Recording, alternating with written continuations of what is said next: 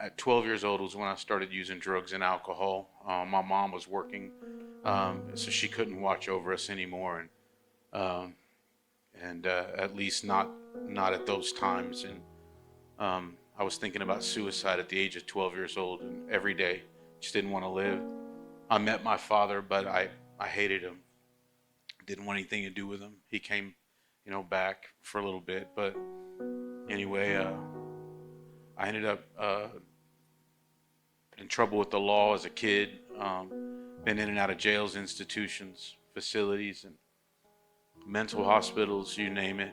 Done a lot, and been locked up from Texas to California and places in between, in somebody's prison, somebody's jail, somebody's institution where I didn't even have a name anymore. It was just a number, inmate number or whatever. I had about a $400 a day cocaine addiction, and I ended up, my mom ended up giving her life to Jesus, and she would tell me, she would be the only one to come visit me when I was locked up, if I was locked up close enough to where she could come. And she would come to visit me, and she would tell me, Mijo, God has a plan for your life, and He loves you. And and she would just encourage me, and it was my mom who loved me into the arms of Jesus, but she would just be there. But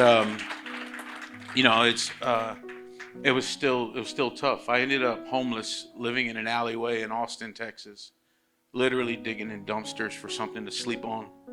And but it was my mom that came to Austin and brought me back home, and she just would pray for me nonstop.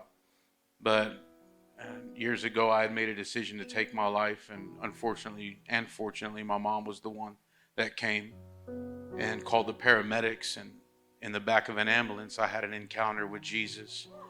And I woke up in the intensive care unit, and I was there for about 3 days, and she had people from the church come, and the youth pastor from that church, even though I was in my 20s, he came and he would just sit with me. He didn't say much, and he didn't look like me. I always say he looked like he had good credit, you know what I mean? And so he would sit with me. It's the thing about it, and I've learned this over the years. I learned it from him, but it took me a while. Sometimes we don't have the answers. Sometimes what can I say to someone who just lost their son to suicide? I know what you're going through. No, I don't. I don't know what you're going through, but I'm here. I don't know how to fix your situation. I can't heal your broken heart, but I'm here. That's what I did for my daughter-in-law. I don't know. I can't fix you. I can't even fix myself. I'm a flawed individual, but I'm here, and I'm not going anywhere. And that's what He did for me. That's what God has done for me. God has never left me. Even when I turned my eyes the other way, He always had His eyes on me. And the same goes for you.